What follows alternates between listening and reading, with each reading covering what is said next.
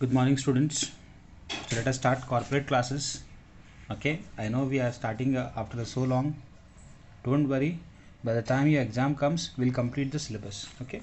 So what all syllabus we are having in corporate accounting?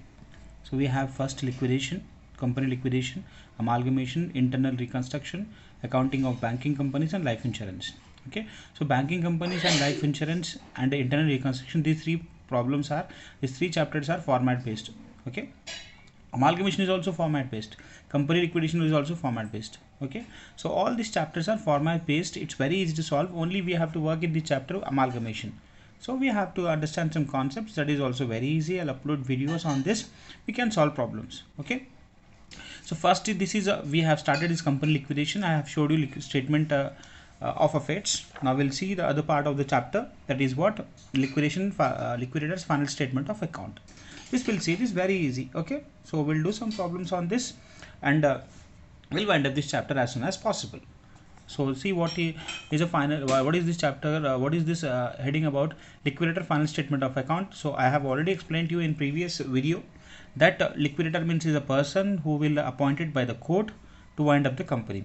And what is his role? His role is to sell all the assets and pay all the liabilities. Okay, to the creditors and all the liabilities he has to pay. So this is a format of liquidator final statement of account. So first he will sell all the assets and some assets realized, and some balance will be at the bank and cash, and he will some other assets also, it will be there in the question. And if any securities is there, he will sell the security. From that security he will get surplus. Calls in arrears, we know, realized, that he will get. Calls on contributories, realized. So this 1 2 3 4 5 6 items are there. Okay, so these 6 items will be receipts and this will be payments. Okay, so it is in the form of receipts and payments account. So debit side will write all the receipts, credit side will write all the payments. Okay, so first we will sell all the assets. There will be cash and bank balance, and there is some assets he will he will sell some assets, and he will get some surplus from securities, calls in arrears and calls on contributors. Okay, so one by one when we solve a problem we'll understand. Next, so first he will do what? He will take his remuneration, means commission. So he is selling, he is doing, liquidator is appointed by court, he is doing all the work. What all the work he is doing? He is selling all the assets and is paying to the creditors. So he will get some his remuneration. So first of all is take it remuneration. So his remuneration, he will get remuneration on two things. One is on asset realized, for selling the assets he will get commission, and he will get commission on amount distributed to creditors, to the people who all he is giving money, paying, that also he is getting what? Remuneration. Next he will pay to his expenses. Liquidation expenses will be there. Okay, that he will pay. Next he will pay to the debenture holders, and if any interest is outstanding, that interest he'll pay. Then next he'll pay to preference creditors. I'll explain you what is the meaning of preference creditors. And secured creditors he'll pay. Then he'll pay to preference shareholders. If any arrears of dividends is there, that he will pay. Lastly he will pay to the equity shareholders. Okay, so you have to understand, it's very easy. First he will take his remuneration, then he'll pay liquidation expenses, then he'll pay to debenture holders. Okay, if any interest is outstanding, that he will pay to the debenture holders. Preference creditors he'll pay, unsecured creditors he'll pay, preference shareholders he'll pay along with the dividends. Lastly he'll pay to the equity shareholders. Okay, so we have to solve this problem. It's very easy to solve. First we'll understand how the liquidator will get his remuneration. So this calculation we have to do. This will be asked for 5 marks. Again this will become part of long solution also. Okay, so first we'll understand liquidator's remuneration. So here we are having something about liquidator remuneration. So first we'll understand what is the meaning of liquidator remuneration. In case of compulsory winding up, the remuneration to liquidator is fixed by the court and the amount has to be paid to the court in case of voluntary winding up. Okay, so he's saying in the problem it is, see, this will not be said in the question. This is voluntary winding up or compulsory winding up will not be given in question. Directly what will be given? The remuneration is fixed. The percentage will be given.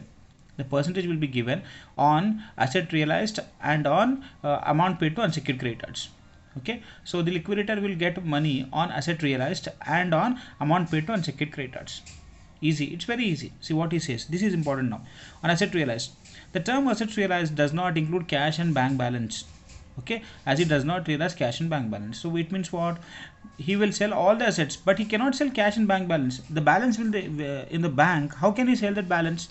Okay, he cannot sell. And cash, how can he sell cash? So he will not sell. The cash and bank balance is the money in the bank only. Okay, so he will sell assets, he will not sell this cash and bank balance. Okay, so however, in some cases cash and bank balance is also given in the list of assets realized by the liquidator. So some cases what he will do in the problem, he'll say asset realized, plant, land, building, like that he'll give. In that he will include cash and bank balance. In that case, if it is given, then we have to calculate remuneration on cash and bank balance also. Okay, I'll explain when the problem comes. Next, some assets are given by a security to secured creditors. If the assets given as security is sold by the liquidator, he will get commission on the security sold by him. The securities are sold by the creditors, and the surplus after deducting the amount due to them is given to the liquidator, and commission is given to the liquidator to surplus on securities. Okay, we'll do this. This point I'll explain when the problem comes. Okay, with example I'll explain you when the problem comes. Next, so we have understood that asset realized means only that liquidator, if he is selling the assets on the assets, he will get what? Commission. Okay, cash and bank balance he will not get commission, but if it is included in the list, then we have to give cash and asset realized including cash and bank balance. Okay, this all I know you will not understand. I'm explaining all these points, you will not understand. When I solve the problem, that then you will understand. Okay, next, on amount paid to unsecured creditors. Unless otherwise stated, for the purpose of calculating liquidators remuneration, the term unsecured creditors include preference creditors. So unsecured creditors means we have to understand in that preference creditors also included. Okay, so for time being, just understand like this: unsecured creditors including preference creditors. If the problem it is not saying that only unsecured creditors, it means we have to think that preference creditors are included. In other words, commission has to be calculated even on the amount paid to preference creditors. Okay, chali. Next, the commission is calculated as follows. If amount is sufficient to pay unsecured creditors, there are two things will be there. One is amount will be sufficient, other thing amount will not be sufficient. If amount is sufficient, so what is the formula? Unsecured creditors plus preference creditors into rate by 100. Okay. If amount is not sufficient, the formula is amount available into rate divided by 100 plus rate. Easy. It's very easy. So I'll explain this when we solve problem. So amount paid to unsecured creditors, the amount will be sufficient, the amount will be insufficient. How the amount is sufficient, insufficient, when we solve the problem we'll come to know. Okay, so unsecured creditors plus preference creditors into rate by 100. If amount is insufficient, what we'll do? Amount available into rate divided by 100 plus rate. Okay, so this is a formula. It's very easy. I want you to copy in your notes. So write like this: amount on assets realized. So let me write here.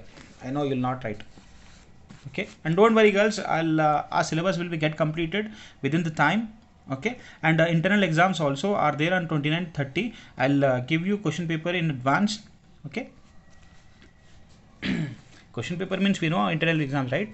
What will be there? 10 fill, 5 fill in the blanks, 5 matches the following, and 5 short questions. Okay, I'll give that. It's very easy. I don't know how the exam will be conducted, online or offline, that the management will decide. The OU has given two options to the management, online and offline, and we'll see which option the college will opt. Chali. So we'll see liquidator, and don't worry about internal exams and all. I'll take care of that internal exams. Liquidators remuneration. Okay, nothing but the liquidator who to whom we have appointed, that person we have to give some commission. So he'll get commission on both things. One, on asset realized,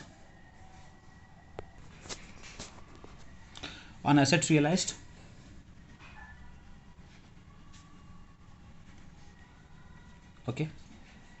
So the formula will be for assets realized into rate by 100. Okay, second one, on amount distributed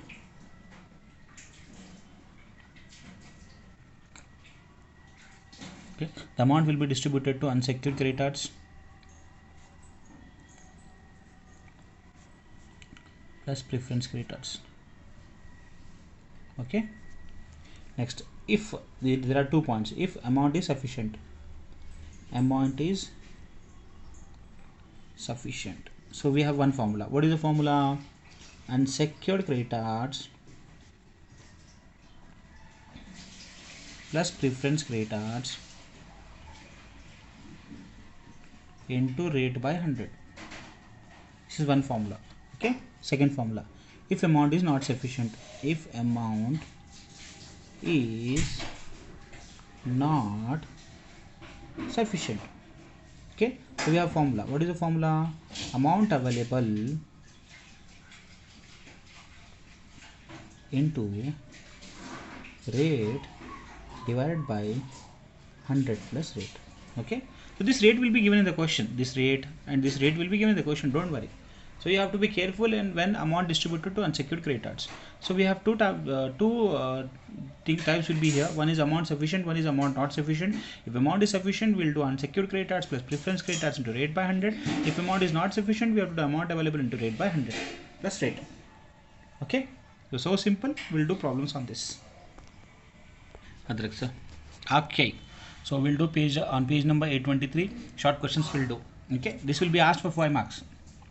So what he says, compute the amount of liquidator remuneration when unsecured creditors are 4 lakhs, amount available is 1,64,000. Now this amount secured, amount distributed, we have two things now. See, how much we have to pay to unsecured creditors? 4 lakhs. But how much we are having? 1,64,800. Can we pay 4 lakhs? No. How much we are having? 1,64,000. This is called amount insufficient. See, how to understand amount insufficient? How much we have to pay to unsecured creditors? 4 lakhs. But how much we are having? 1,64,800. So we cannot pay 4 lakh rupees. We have to pay only 1,64,800. So we can call this as amount is insufficient. Yeah, or not sufficient. So page number 823. Question number 1. Okay. So we are calculating liquidator remuneration. Liquidator remuneration. So we'll write like this: amount is insufficient. Okay, amount is not sufficient. See, how much we have to pay? 4 lakhs. How much we are having? 1,64,800. So we cannot pay 4 lakhs. We can pay only 1,64,800. So we have to say that amount is not sufficient. So insufficient we can say. In that case, what we will do? Amount available into rate by 100 plus rate. Okay, so the rate will be given in the question, don't worry. See, rate is given. How much is rate? 3%. So we'll write how much is the amount available? 1,64,800. 1,64,800 into how much is rate? 3% divided by 100 plus 3. Okay, so when we do calculation,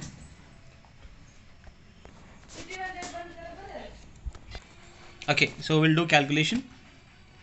1,64,800 into 3 divided by 103.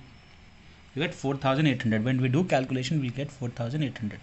See, 1,64,800 into 3 divided by 103, getting 4,800. Okay, so we get 4,800 as commission. See, 4,800. Chale, let us do second problem. On liquidation of a company, the liquidator is eligible for a remuneration on 2% on the amount distributed to unsecured creditors. So we have to distribute amount to unsecured creditors. Unsecured, we have to see. See, how much is amount realized on the assets? 8 lakhs. See, he is not saying commission on assets realized. We have to write on asset realized and amount distributed. So there is no asset realized. So amount paid to unsecured creditors 25,000. Amount paid to unsecured creditors 3,50,000. So we have to find out. Okay. So question number 2. Liquidator remuneration.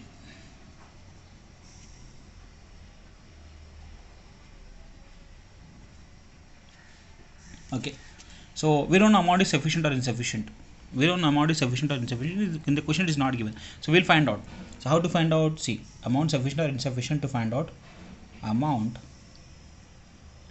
sufficient or insufficient, how to find out? We have to try it like this: assets realized, okay, minus preference creditors. Okay, how much assets realized? 8 lakhs minus preference creditors is 25,000. Okay, from 8 lakh, if you deduct 25,000, you will get 7,75,000. We are having 7,75,000, but how much we have to pay? 3,50,000 we have to pay. We can easily pay, right? We have to pay 3,50,000. 3,50,000 plus 25, both we have to say pay. But how much we are having? We are having 8 lakhs, and even if you deduct preference creditors, we are having 7,75,000. Okay, so amount is sufficient. We can say amount is sufficient. Don't worry, slowly when we do problems we'll understand. So amount is sufficient means, what is the formula? Unsecured creditors plus preference creditors. In the problem he is not saying about preference creditors, so we have to include. In the problem he is not saying right about preference creditors, so we have to include into rate by 100. So how much is unsecured creditors?